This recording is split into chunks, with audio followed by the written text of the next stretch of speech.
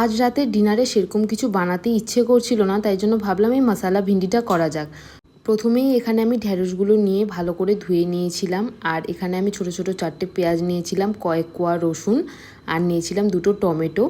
তারপরে নিয়েছিলাম টক দই, আর এই টক দইয়ের মধ্যেই একে একে সব মশলা দিয়ে ফেটিয়ে নিতে হবে। আমি এটার মধ্যে দিয়েছিলাম শুকনো লঙ্কা গুঁড়ো, জিরে গুঁড়ো, ধনে গুঁড়ো, আর হলুদ আর নুন। সব কিছু দিয়ে ভালো মতো ফেটিয়ে নিয়ে সাইড করে রেখে দিতে হবে। আর একদম মাথায় রাখতে হবে এটা যেন একটু রুম টেম্পারেচারে চলে আসে দইটা।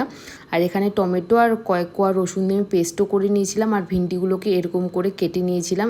আর তার সাথে সাথে টমেটো পেস্টটাও করে নিয়েছিলাম। আর এটার সাথে অ্যাড করেছিলাম বড়ি। এই বড়িটা একটু ভেজে নিতে হবে, আর বড়িটা দিলে এত ভালো হয় খেতে।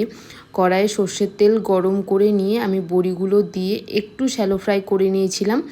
বড়িগুলো হালকা ভেজে উঠিয়ে নিলেই হয়ে যাবে। আর সেই তেলের মধ্যেই আমি ফোড়নে দিয়েছিলাম তেজপাতা, শুকনো লঙ্কা আর জিরে ফোড়ন। তারপরে কেটে রাখা ঢ্যাঁড়সগুলো দিয়ে দিতে হবে, দিয়ে ভালো মতো 10 মিনিট এটাকে হাই ফ্লেমে ভেজে নিতে হবে। ভাজলে জিনিসটা খেতে খুবই ভালো হয়। তোমরা তোমাদের ভাব মতো করতে পারো।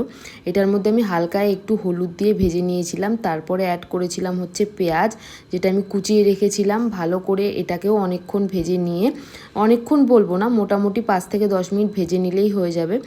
তারপর টমেটো পেস্টটা আমি দিয়ে দিয়েছিলাম। তারপর এটাকে কিছুক্ষণ নেড়ে চেড়ে একটু কষিয়ে নিতে হবে। আর কষে আসলে তখন অ্যাড করে দিতে হবে হচ্ছে বড়িগুলো, যেগুলো আমরা ভেজে রেখেছিলাম। তোমরা একটু বড়ি আগেও দিতে পারো, পরে একটু ভেঙেও দিতে পারো। আমি একবারেই দিয়ে দিয়েছিলাম। ভালো করে এটাকে অনেকক্ষণ ধরে কষিয়ে নিতে হবে। মশলাটা একদম শুকিয়ে আসার পরে আমরা অ্যাড করে দেব ফ্যাটানো টক দই। আর টক দইটা দেওয়ার সময় একদম ভালো মতো মাথায় রাখতে হবে যেন গ্যাসের ফ্লেম যেন একদম লোতে থাকে, না হলে টক দইটা কিন্তু ফেটে যাওয়ার রিস্ক খুব হাই থাকে।